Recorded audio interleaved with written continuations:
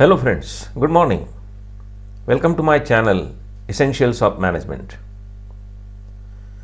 Motto of this channel is to evolve high standards of the education and training of the subject management science in general and that of environment, health and safety management in particular. So today we will continue with the series Principles and Practices of Management. We will have tutorial 5 where we will discuss levels of the management. Now friends, there are various levels of management. How many levels are desirable? It depends on type and size of the organization. Means whether it is a small organization, medium scale organization, big organization or a very big organization. So the levels depends on type of and size of the organization, the philosophy of the top level management and the competence of the people working in the organization. Now these are the 3-4 factors which decide the span of control and in turn the levels of the management. So if the management believes in empowerment and if the people working are well educated and skilled, the span of control can be increased, which results in flat organization with minimum levels of management and vice versa. However, in general, 3 levels of management are required and they are as follows. We will see it in next slide. So just try to understand. First we saw that the levels of the management depends on the size of the organization, whether it is small, medium, big, very big. The second factor is philosophy of the top level management, whether management is of the type of the mentality that all the authority is concentrated at the top level and against it there are certain organizations where the top management is very liberal, they believe in the people and they delegate the authority. Secondly, if the people who are working in the organization at the managerial levels, if they are well educated, skilled, then what will happen that if the empowerment is given, if the management is liberal, there is a more delegation of the authority, then in such cases the span of control will be more. Now what is span of control?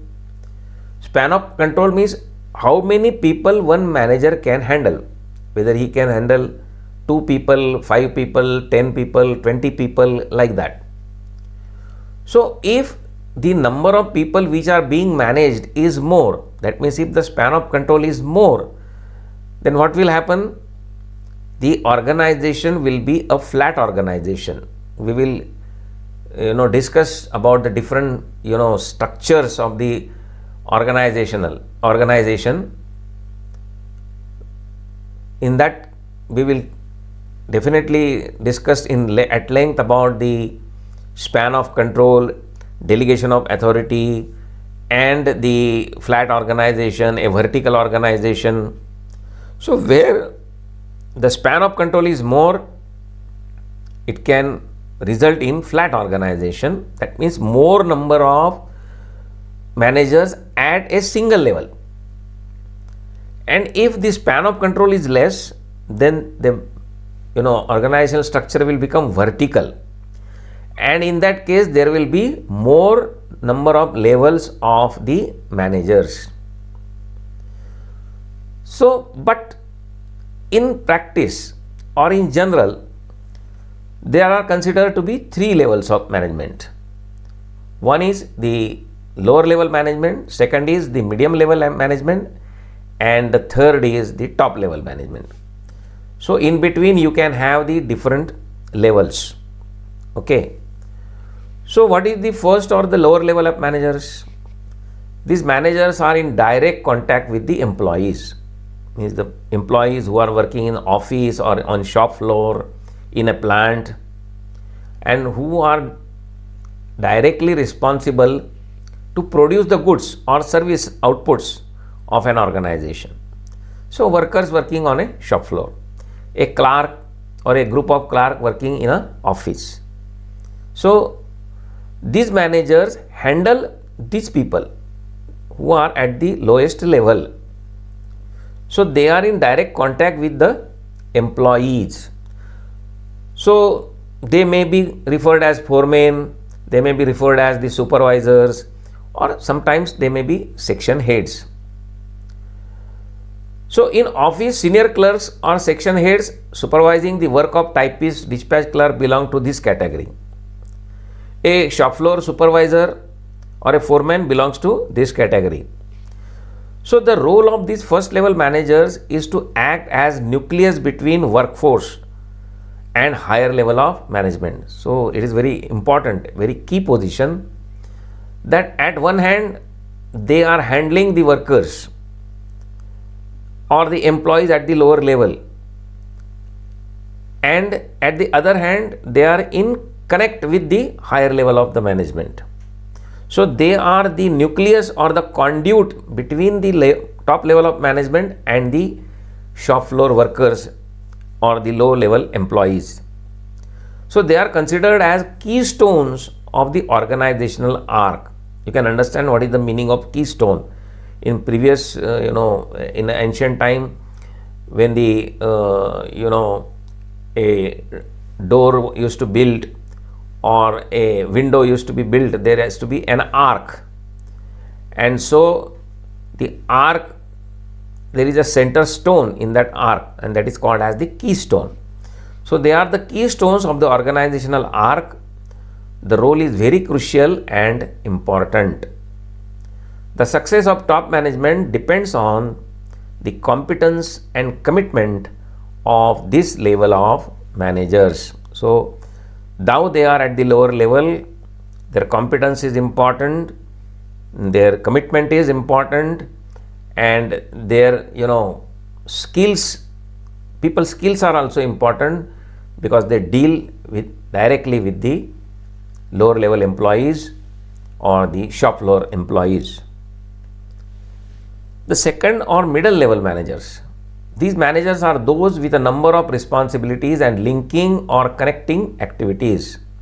So they are between lower level of management and the higher level of management. So at one hand they are dealing with the lower level of managers like supervisors, foremen, and at the other level they are dealing with the top level like the general manager or a functional head. So, and they have a lot of responsibilities. They shoulder a lot of responsibilities, and they do the linking or connecting activity. That means they are linked with the lower level management, they are linked with the top level management, and not only that, they are linked with the other departments. So if you are a HOD of production department, you are linked with the HOD of the finance department, marketing department, purchase department, and so on. So they have responsibilities, and very importantly, they have the linking and connecting activities. They direct the activities of the first level managers according to the policies and guidelines established by top level management. So they take all the directives from the top level management. They take the understanding of the policies and guidelines which are given and established by the top level management, and that flows down to the lower level through them as a conduit.